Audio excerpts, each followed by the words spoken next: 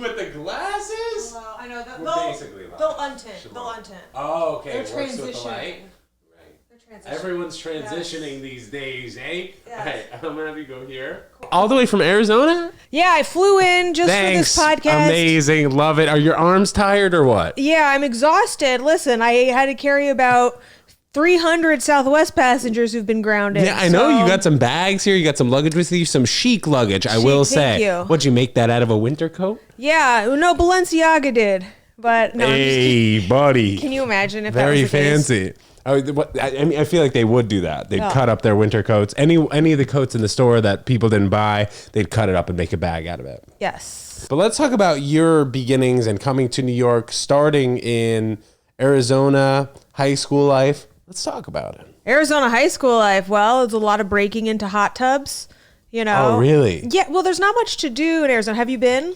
What part of Arizona are you from? I'm from Scottsdale, the resort section of Arizona. Okay, when I played tennis competitively, I used to go out to Tucson, Arizona. I went out there like 4 times, stayed at the Best Western, was playing in tennis tournaments out there, but I've never been to Scottsdale. Tucson is the other city, and that's the one close to Mexico, and that's where like real people live.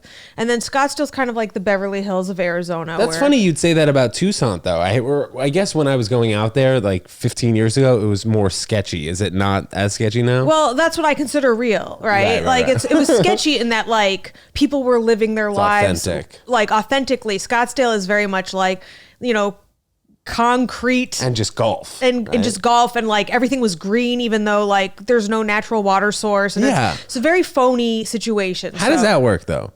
We steal money from the Colorado, haha.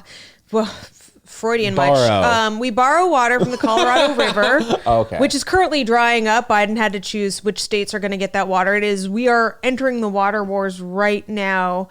California has first dibs to that water because they produce most of our produce. Would the second city be Scottsdale, Arizona, though? Because you guys got a lot of money there. The only reason Arizona is getting any of the water at all because we came so late to it. It's about primacy. It's who got there first. But Arizona's a swing state, so we're gonna stay hydrated. What's going to happen with those states over there during the serious droughts? I guess we didn't even talk about your high school life, but we'll get to it. They'll dry straight up.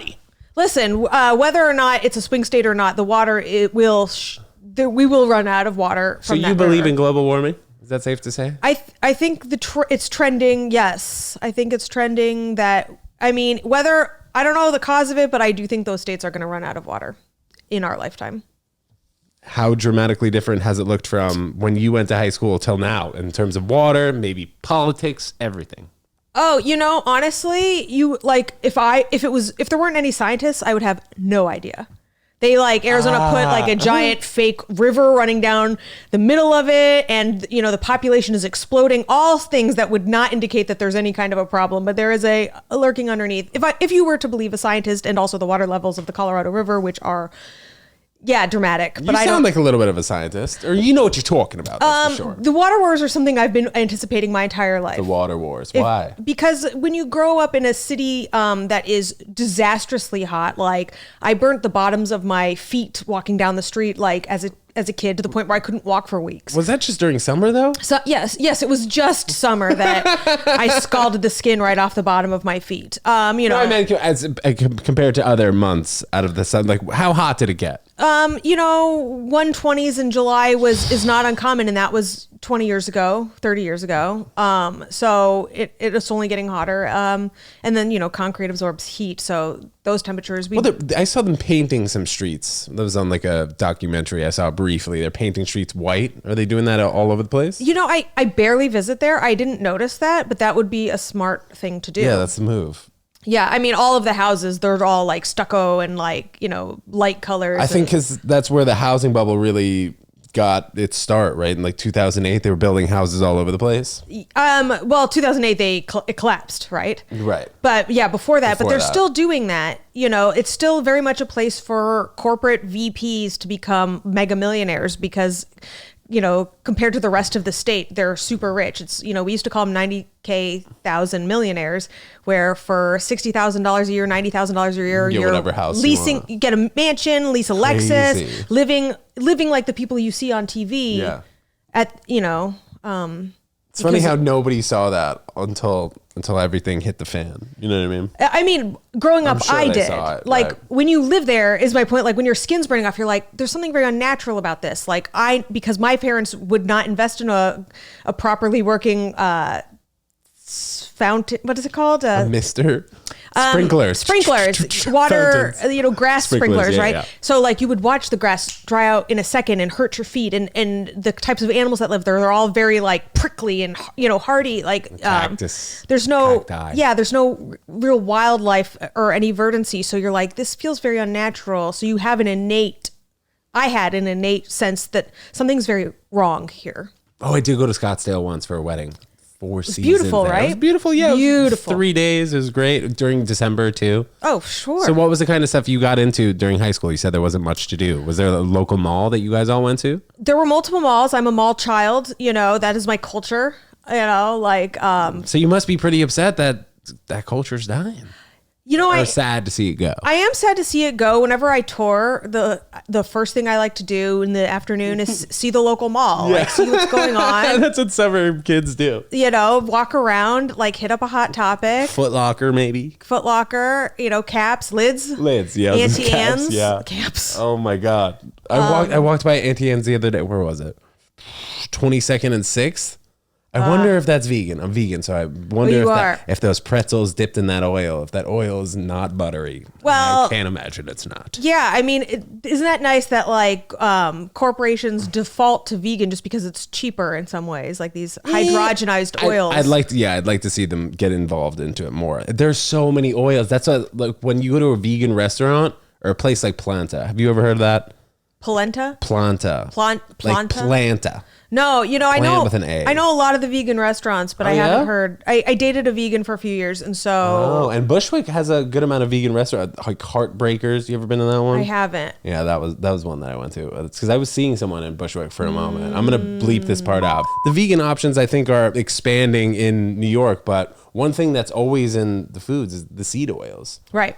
So we'll see what happens. Now everyone's like, oh, you shouldn't be eating the seed oils. Yeah, it's so hot. What's a vegan to do? What are you up to? Chickpeas and beans out of a can. I legitimately had like a 6 to 8 month just spree when I was just doing that. Of just legumes. Yeah, it was pretty boring. That With sounds a lot of hot sauce. I imagine that sounds Fruits, gnarly. Whatever. Yeah. I had the big change though when I had jaw surgery. Yeah. And I went from not being able to chew meat to only being able to have fruits, soups, anything mushy. Yeah. So I kind of just transformed into being a full-time vegan like 2.5 years ago, probably. Sure, the jaw dictates most, right? Yeah. I had TMJ. You ever hear of that? Of course, my dad's a dentist. Oh, okay. Retired. But. So he would be the person that I guess would send them to the surgeon, be like, your mouth is messed up. Yeah, I mean, my mom had TMJ. She did. That was a phrase used. I heard a lot growing up. Yeah, it's crazy how people know a good amount about it or have never heard of it at all. Yeah, I'm in the former camp. Yeah, well, women more so know about it because I think it happens to women more. Got right? the transmandibular jaw. Absolutely. Is that what it's called? I don't know. Sounds like I know what I'm talking about. Yeah. I mean, you've been on your science game all day. I'll tell you that. I think I missed my calling. Earth Day is, oh my gosh, tomorrow. And as you guys are listening to this, we have the Ted Jones Comedy Show tonight, 4:20, but it's sold out. So try and buy tickets on that wait list. And Myka Fox will be in Stamford at the New York Comedy Club with us May 1st, 7 p.m. You got to get all your Connecticut people out there. I tell you that. It's going to be amazing. Yeah, it's going to be a great time. I can't wait. Great lineup. What's been the best part about New York since you've been here for how many years? God, almost 17. I've been here for a really long time. Yeah. Where did you move initially when you first came here? The Lower East Side. I moved to be with a guy who I, as you can predict, stayed with for about 3 months. He was from Arizona? No, I actually met him in LA and then I moved to New York. I lived in LA just briefly, less than a year, and hated it. Disgusting. You go there after college? During. Quickly, where'd you go to college? UC Irvine. And so I moved, he got the opportunity to move to New York and I just followed him out. And we stayed on Orchard and Allen. Oh, wow. Yeah, that so it was same like, apartment's probably $10K a month now. It was so tiny and disgusting though. Still, right? Yeah, but I mean, I could see them charging $5 for, it was a 1-bedroom, but like to call it a bedroom would be like, you've got a bed in there and that's it. Did they put a wall? There was a wall and a door. That's the bedroom. And then the kitchen was I don't remember either of us doing anything more than filling a cup of water in that kitchen. I don't even remember keeping food in that fridge. It might not have even had one. And then it was like the entryway was like a closet, and that was like it. But you're in the Lower East Side, so what do you need to be in there for? Were you doing comedy as soon as you came over here? Not quite yet. I hadn't started yet. I signed up for a UCB improv class. Okay. And I had to wait like a few months to start that even. And so at first I was just, I knew nobody.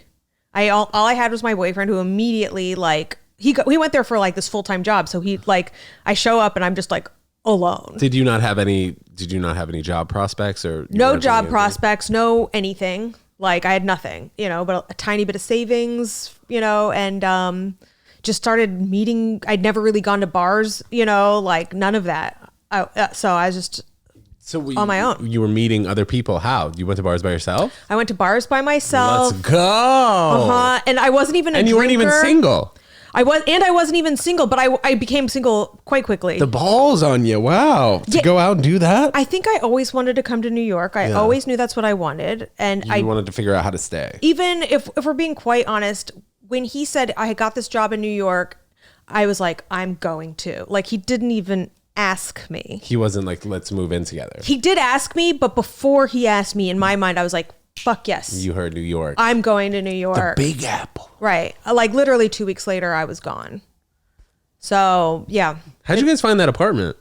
It was his friend's apartment that wasn't in town or Needed whatever. A sublet or whatever. Yeah. Yeah. You know how like people just hold on to their apartments in this city. I don't know if you can talk about this, but the big time drug dealer who lives in your building, does he still live there, or the apartment that is like cooking meth?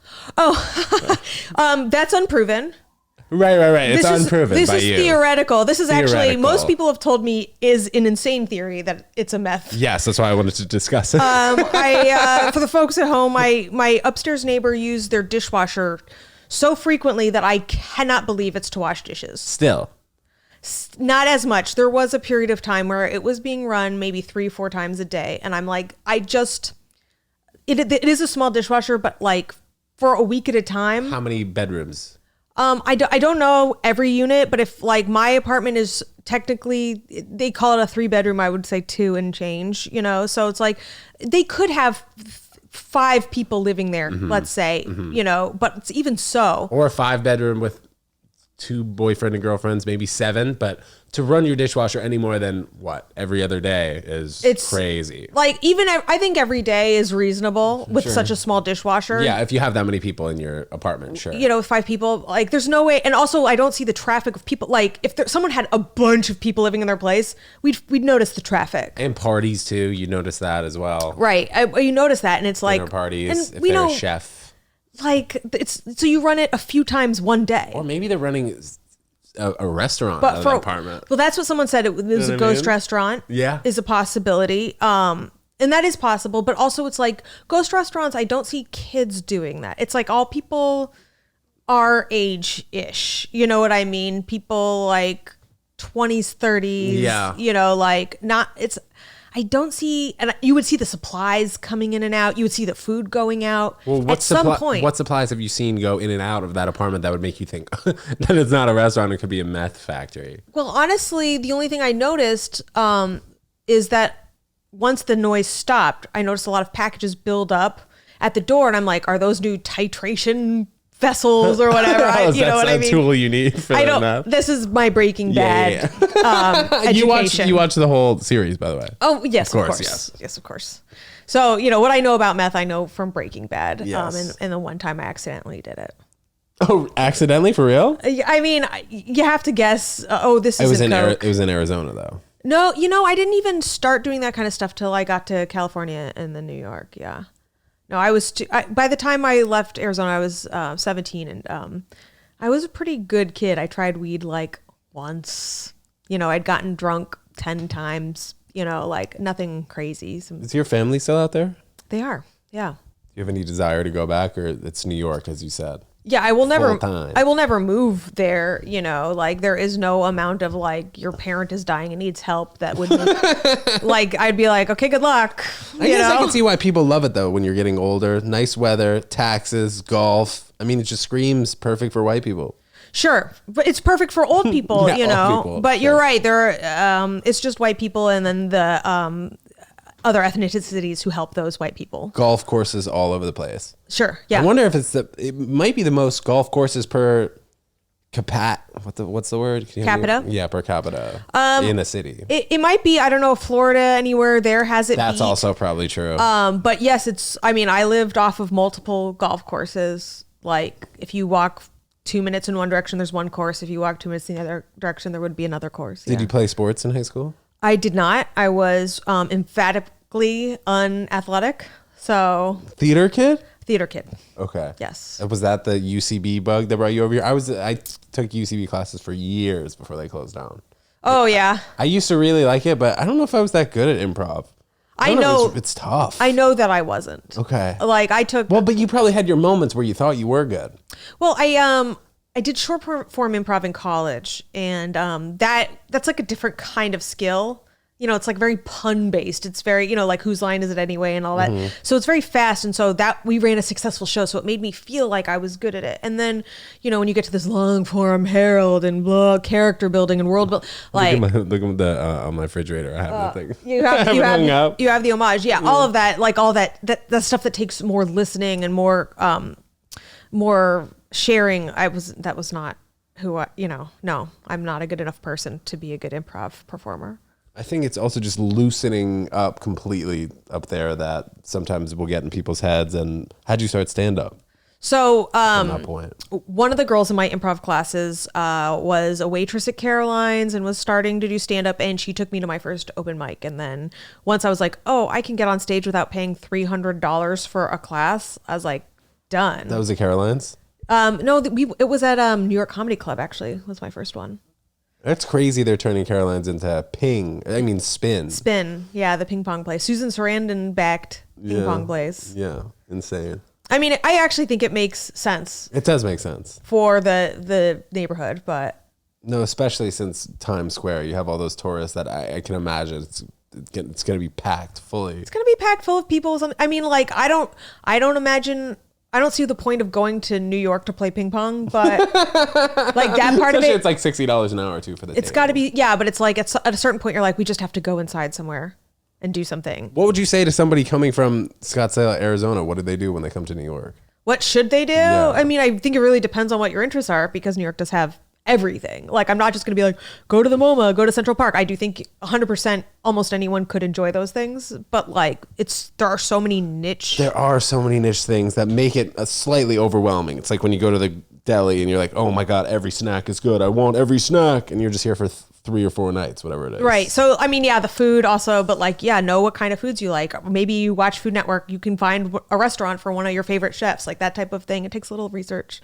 I find when I travel, my favorite way to travel is for work. So then I have a reason to be in the city, and that sort of shapes the trip. Yeah, sometimes you do feel lost if you go to a new city and you don't really have an agenda or somebody who can take you around. Yeah, like, so, I mean, yeah, you can get like the tourist thing, and then you get like the backstory of the city. I've lived here for fucking 17 years. There's so much backstory of the city I don't know. It might be interesting to do. Did you ever take one of those tour buses? No, I've never done. I kind of want to do that. You know, I did. When Tim Dillon was running. Oh yeah, I heard he was one of those tour guides. So yeah, he brought me on. He was on one of those buses though, the 2-decker. Yeah, and oh man, That's so did you funny. get the best tour ever? He would go down. He would like be like, no, go down Fifth Avenue, you know, like in his fucking horrifying raspy homo voice, and go down, and then he'd be like, look in the window, you see those chandeliers? He's like, those are real chandeliers. Everyone at home in those McMansions, you think you have a chandelier, you spend $2,000-$3,000. He's like, those, you know, like hundreds of thousands of dollars. Yeah, and just would scream about, like, he would make people look through windows and scream about the interior design. Did and you do the same tour every time? How did that work? I can't guess that's imagine- really good for stand up. I can't imagine he Like did crowd work. Oh, of course, and he really understood the different, like, when you do crowd work, like who's from what country and who's like what type. And so, of course, he was super adept at that. And I mean, he's just brilliant anyway at really getting what people are about, I think. I'm going to reach for this water. I tried to, you can kind of push it out. Oh, I can. And then, see, I know I was about to be go. unstuck there. I don't want you to be so stiff. You good. All right, good. Thank you. But you did go on that tour bus? It was so fun. Yeah, it was really wildly fun. Yeah, it looks fun. But only because Tim was right guiding it. I don't know how much I would have gotten out of that otherwise. Did you go to the top of the Empire State Building or the Freedom Tower? No, I've never done either of those. Both of those are cool. You should do it. I mean, it's unique. You never go that high in your life unless you're on a plane. Listen, I have an elevator phobia. I would hate to be stuck in an elevator. I've been stuck a couple times, and it's just sheer terror for me. In the city?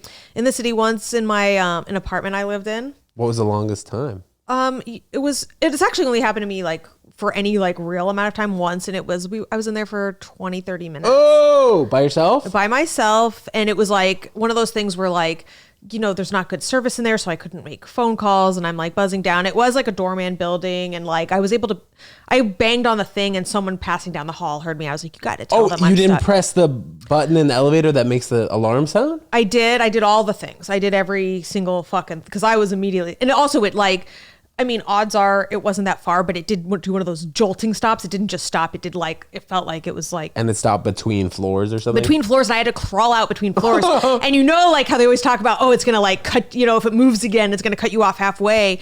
And they were like, well, you can wait until we get it to like whatever level we get you out. I'm like, and it was maybe the most terrifying thing is like the firemen having me go through in between the floors. And I was like, I'm going to get chopped into fucking halves. How many elevators were at this building? Just one? There's 2 elevators at that building, yeah. One, at 2 different banks? They were right next to each other, yeah. How many fire department people were there? It's 2 or 3. I was like seeing white at that point. I was, like just the adrenaline and the nerves of it all. Like they were like, are you fine? I'm like, yeah, I'm fine. But then like, they were like, because they weren't going to help me. They were like, we can either send you to a hospital or you can get the fuck out. You know what I mean? And so like I went and took the stairs down and ended up having to just, as soon as I got to the stairs, just sitting on the in the stairwell, like also I was high as tits. I was going to ask, was it hot? I was it was hot, but I was high. I had, I had smoked some weed, and then I was going to go downstairs and just get a coffee. This is in your apartment building? In my apartment building. So I was like, I had a film crew coming up. We were going to film a cooking show, like this new cooking show with my friend. And so I had like about half an hour to just get a coffee before everyone was supposed to arrive. And then they started arriving while I was like trapped in this. Oh, no way. The whole thing, it was such a, oh my God. And so like, and then I had to be on camera like immediately. Yeah, how did that go? I started getting pretty drunk well right away. Like, I bet it went well though. No? I mean, we never used that footage for anything. It never even fully got edited. How did you feel though that it went? Because I feel like you can't have that dramatically back-to-back bad things happen to you. I think it went actually. Oh my God, this was like one of the worst days of my life. We had we had to open a window because we were cooking, and so there was like getting all the like smoke in the thing. And then it was one of these windows, in like these fancy buildings where it kind of opens out, but there's semi-opens. There's semi-opens. There's no ledge, and my cat walked out onto that ledge, and like she almost fell off like this. We were 7 stories down, and so like I had to like reach my arm around and get her. And like if anyone who has a pet, it's like that's your whole existence. Yeah. And this guy was like trying to push the window and like almost pushed her out. Sorry, I just got a little bit of water on It's here. okay. And I almost got my arm like caught in the thing, and I had to like rescue this cat. And it was like that. Even retelling the story is making me panic because Do you still have the same cat? Same cat, yes. I do. Oh my! How many years ago was that? This was 4, 5 years. That's definitely one of her 9 lives, I'd say. Yeah, it was about 4 years ago. Damn. Yeah, it definitely was one of her 9 lives, and she's almost out. She is a trouble cat, so she's almost out of them. She is like got me. Is that the most dramatic moment you've had since being in New York? God no. God no. Are you kidding me? 17. You want to know one of the most? Do you say dramatic or traumatic? Because either way. Let's do both. D and the T. The first, honestly, one of the most dramatic moments I had was my first. It was in the first week or 2 weeks of me moving to New York. While you were still living with that guy? Well, I was still living with a guy in that building. I had gone to Brooklyn for the first time. I had used the subway. You know what I mean? I had taken the subway interborough for the first time. Gotten lost, of course. You know what I mean? Like this was 7 years ago. So this was pre-Google. They didn't have iPhones. I didn't have a smartphone. You had none of that. You had to actually know what you're doing. So I make it back, and it was like kind of harrowing, a little, not harrowing, but just like, you know, when you get lost on the trains, it's like exhausting mentally and physically. And Yes. so I finally make it back to the apartment building, and I get there and I open, you know, the front foyer door, and the foyer is just pooled with blood. Just pooled with blood. And I'm like, I almost step in and I look and I'm like, oh my God. And then I look and I see it's pouring down the stairs. Ugh. Like full The Shining level, like not gushing, but like it had been. And this is a walk up, so the stairs were right there, right in front of the foyer. This is a walk up, right? And I'm like, oh my God. And then I like back out, and it's like the cops are just starting to arrive. Like I had gotten there like just as whatever had happened. You were the murderer revisiting the crime scene. Right. Oh my God. Right. I could have been taken What's out going immediately. on here? If it weren't for Matlock, I'd be in jail to this day. And I hear like other people in the building like standing outside talking. They were like, "Oh yeah, he just fell and blah blah blah." And from the 5th floor, which was what the floor I was on. And so now I'm thinking the guy I'm dating, it could have been the guy I'm Do you think dating. he killed himself? And well, no, I don't think he's not the type to kill himself, but I definitely, he was partially blind. So he could have had a slip, you know what I mean? He could have had something, and these are janky stairs, and yeah, his depth perception was bad, and I'm texting him, I'm calling him, no pickup. I'm like, oh my fucking God, right? What's going on? It turns out of course we know it wasn't him, it wasn't him. He didn't die. It was our neighbor, who was an alcoholic and fucking cracked his head open and had a slip and fall on the stairs. But which stairs did he fall on? Because you said he lived on the 5th floor, and So on the first floor it was leaking blood. So I think somewhere in like around the 2nd or 3rd. Yeah, but it was a lot of blood. And he died? Blood. I don't know. Actually, I think maybe not. But I mean, it was so much blood. I can't imagine living through that. But we didn't know him. How close of a neighbor was he, though? Did you share a wall, or he was across the hall? Such a long time ago. I don't know. And it's possible they said the wrong floor. You know what I mean? Like what the floor they said was the floor I lived on, but he could have lived on the floor below us. How many apartments were in that building? It was like a 6th floor walk up. We were on the 5th, and I want to Like say 4 there were apartments like, a floor? yeah, one So of those. 24, 25. Very normal in New York City for you not to know your neighbor at all. Yeah, I didn't know. That's not like a weird thing that you didn't know, even though this guy may have died. The only person I met in that building was the super who lived like in that weird basement hole, and it just sold weed out of there, and it constantly smelled like weed, and that was my first connect when I got to the city. Damn. All right. Well, that's a good way. I don't think it gets more traumatic than that. It was terrifying. Yeah, absolutely terrifying. How soon after did you move out? So I Because I know you were living there for 3 months. You said Yeah. So I mean, that was I guess like 2 or 3 3 months. after. About 3 months after that, I was gone. I moved to Williamsburg. Yeah, I lived in every hip neighborhood in the city. And now look at you. You're in a Bushwick. very hip. Yeah, They have I could do with a little less hipness. I'm, fuck. There's some place in Bushwick that has cotton candy grapes. You ever have cotton candy grapes? What's the name? Mr. Wang's? Mr. Lemon has them. Oh, They that's have 'em- the guy. That's the grocery store, right? Yeah. Well, there's a lot of Mr. and then there's like Mr. Mango, I live by Mr. Lemon. Come find me. And I shop there. I shop there almost every day, and they like have cotton candy grapes almost all the time. Maybe that's the one I went to. I don't know. And, It was Mr. something. Yeah. But there's a number of misters. There's a lot of misters for this lady. What's been your best moment? In New York? Yeah, it doesn't have to be comedy related. It just It usually your is best comedy. glowing moment, right? It usually is That's comedy fair. related because like why else would I be here? If it weren't like I mean I do like my friends and I love the energy of the city, but initially when you came here, you were thinking that you wanted to do comedy. 100%. When you first moved here, yes, Hundo P. Okay. Yeah, or some sort of theater. I'd given up that dream by then. Like I was not getting like any kind of roles in high school, and so by that I'd been discouraged by high school. Interesting. So and then in college, like I was in a couple plays. You in that graduated from thing. UC Irvine. I did, yeah. But I was just I'm not a talented actor, and I learned that about myself. And when I was a kid, I wanted to be on Broadway, but I I can stay on key, but I don't have a special voice, and I don't have a very good range. Like all these things, these small limiting factors that, like when you're a kid, you're like, oh, maybe I have it. And then like life beats it the fuck out of you. You're like, oh, that person's more talented. That person, But starting comedy, didn't you have a little bit of that? comedy it's different because and maybe now I'm so earnest on this podcast, but well, but it's honest. I've been naturally funny. Writing jokes came more naturally to me. It's more of a personality thing. You can delude yourself more in comedy. How do you mean? Because it's just you on stage, and you can say things like, "Oh, I'm still learning," or "That audience was bad," or I had a bad night," or you can delude yourself quite easily. But I did have the most encouragement I've ever gotten was in comedy. Like people who were funny were telling me I was funny. And that's the first time in my life anyone who was good at something told me I was also good at that.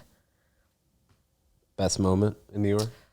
God, fuck. Right when I first moved here, I met Janine Garofalo, and I still am a huge fan, but at the time it was like otherworldly to meet somebody like that. How did you know of her at the time?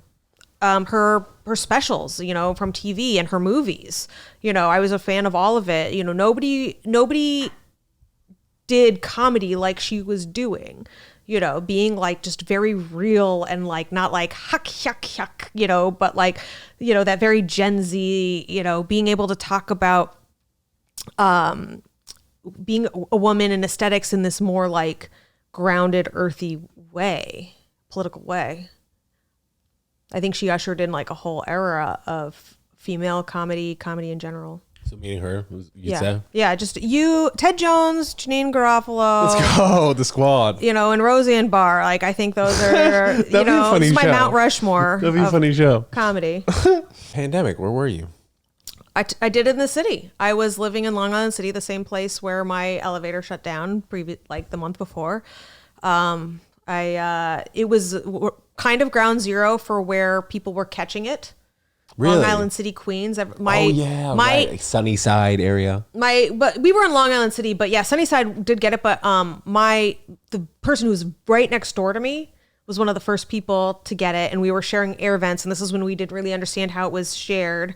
And we got this email saying someone in the building has it, and it was like and nobody knew shit about COVID, right? This was like literally like you got that March 16th email. Yeah, it was in the 20s. It was in the March 20s that we got that email, and let me tell you, and I'm a hypochondriac anyway, just fully paranoid. And then I found out like a week later that it was my actual next door neighbor, and through the husband who didn't get it, but he took and this was pre-mask. We weren't even masking yet. That wasn't even like, nobody quite knew what to do yet. Like you know what I mean?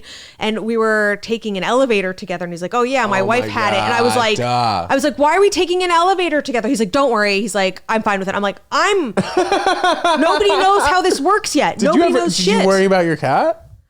No, The cat might have COVID.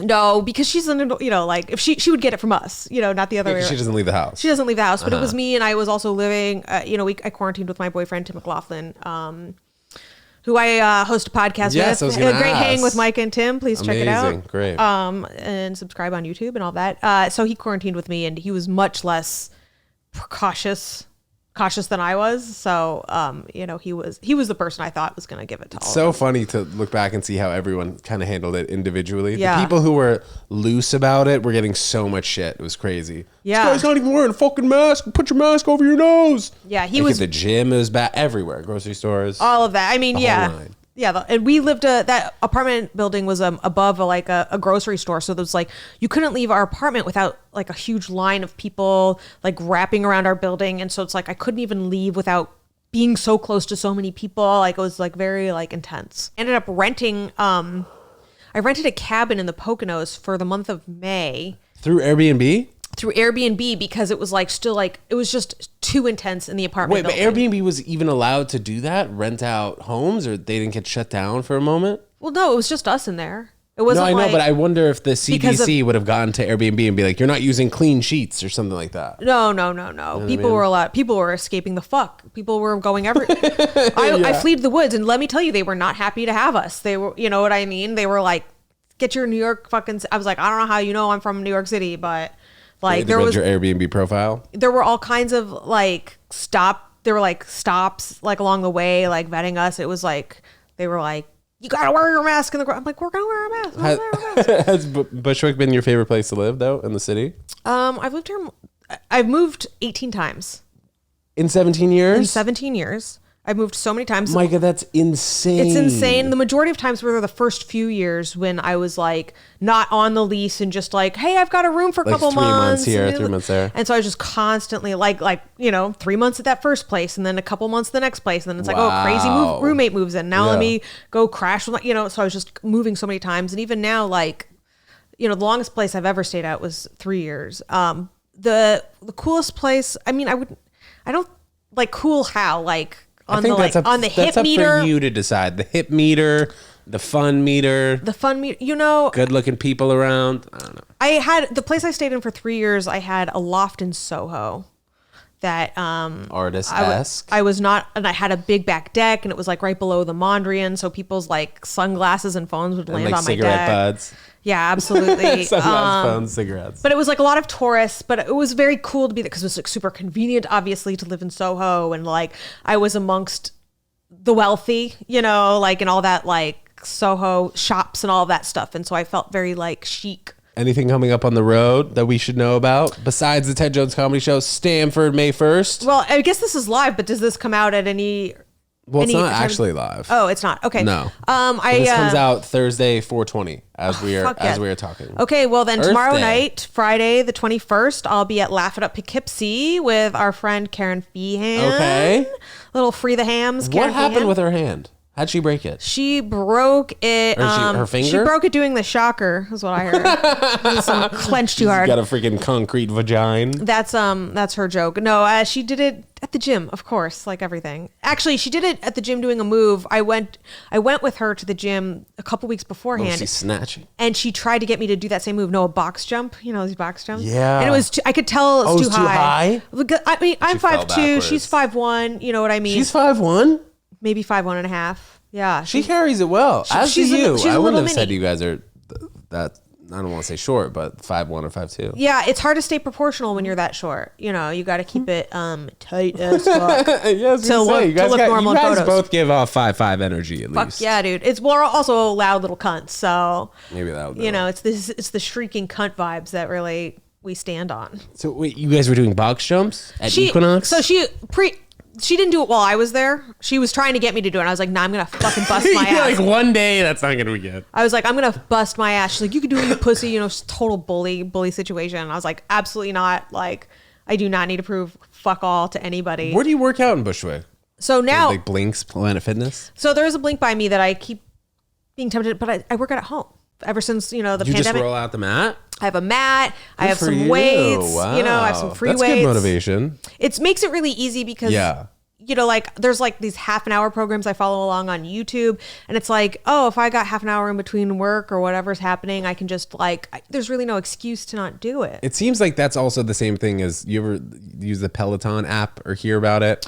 Yeah, I'm familiar with it. I guess they just have you do sit-ups, push-ups, whatever. Same stuff that you can find on YouTube. Totally. And I also, I'll shout out Stacia Patwell. She is an LA comic who is now like, I would call her like a mogul, a fitness mogul. She started a Patreon of workouts over the pandemic that is now like hugely successful, and she does a great workout, and like because she's like not like gross and like rah you can do it. She's like, no, this sucks.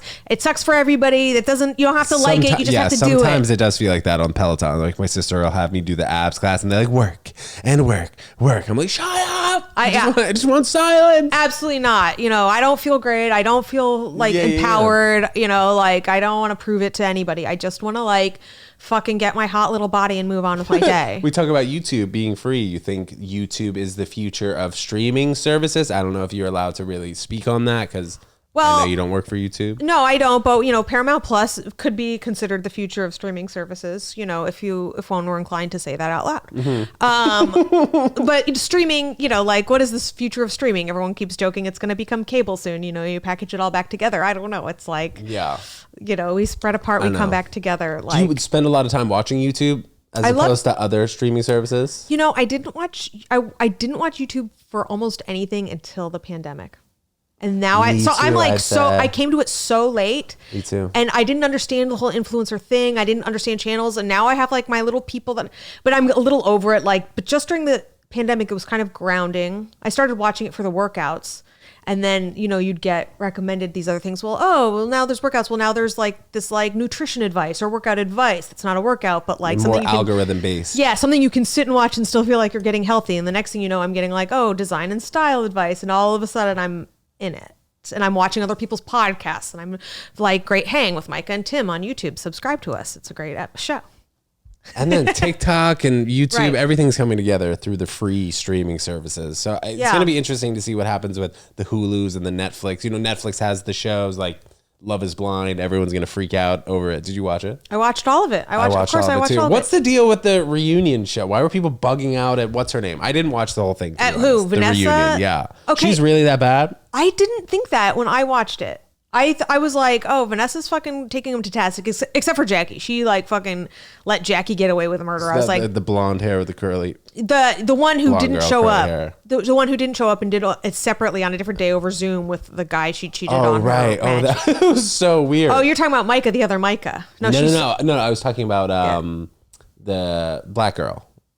Yeah. She's like half black, maybe. Yeah. I mean, like most like. But also, Myka, I felt like was cast fine.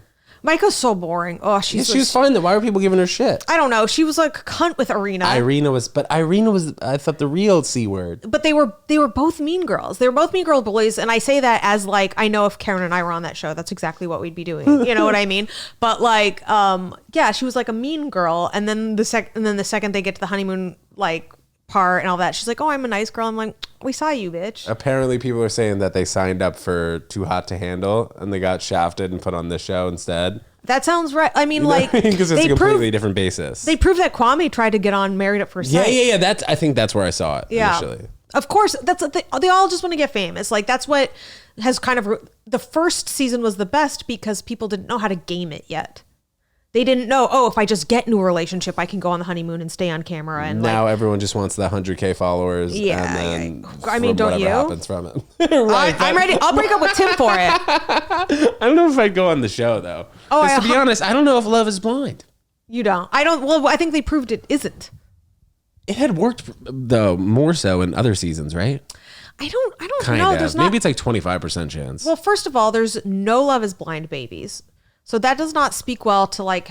And Vanessa, what's her name? Lachey. Vanessa Lachey would love for you to say that. Yeah, I guess everyone was mad at her for like forcing. Yeah. I'm What's like, the baby talk? Who cares? Like, it's a show forcing you to get married. The only reason to get married is to have children. Otherwise, it's just like some weird business deal. Did you see the clip that came out where Nick Lachey and Vanessa Lachey are introducing Jessica Simpson at like Spring Break 2000? Nick, why don't you do the honors of introducing your beautiful wife? I would love to. Everybody give it up for the most beautiful woman in show business, my wife, Jessica Simpson. Jessica Simpson, I love that song, and it's even better live. Jessica Simpson used to be married to Nick Lachey? I forgot about that. Yeah, that was like the first reality show ever. Oh my God. What was it called? Yes. I forgot that was Nick Lachey. What was it called? Newlyweds? Oh, you're right. That's the one where she said Chicken of the Sea. Yeah, and like everyone was bugging out. It wasn't even that dumb. Nah, yeah, I know. No, the first reality show was The Real World. Okay. And maybe Survivor actually too. Survivor came after The Real World. Real World was the first, or maybe, I mean, like, yeah, it was the first really to do that. I mean, isn't that fucked up? No, why would it be fucked up? It's wholesome. They were married. Why would she like be? No, wasn't he was with Jessica Simpson at that time? Yeah. And isn't it weird that his future wife is standing right next to her? Him? I mean, not really. I'm not shocked by this at all. Like they're all in the same world. People kind of date within the same world, you know. Like, did he? That's fair. If he cheated on her That's fair. with Vanessa, and then that would be a really interesting clip. More so an interesting clip. I think looking at that though from the outside in and not realizing that they're very connected in where they work, that's a really, really fucked up clip. Yeah. If you think about it like that. Right, but no, these are all MTV relationships. MTV shout out. Myka, before we get out of here, let us know where we can find you. Follow me on all my socials are my name at MYKA. We're popping up right here if you want to hold it. Yeah, MYKAFOX. I have a live comedy show every Friday night at Cobra Club in Bushwick. One of the closest places to be. It's called Live from Outer Space every Friday night at 9 p.m. Doors at 8:30. Nice. And please listen to my podcast. Great hang with Myka and Tim. Tim is hysterical and he's my boyfriend. And he is a very funny guy. Follow us on YouTube and subscribe to the pod, please. Myka, thank you so much for coming on this pod. This was a great episode. Guys, happy 420, happy Earth Day. See if you can get to that Ted Jones Comedy Show tonight. But if not, next one in New York City, or you come to Stanford and you see Myka Fox. All right, guys, we'll see you next time. Peace.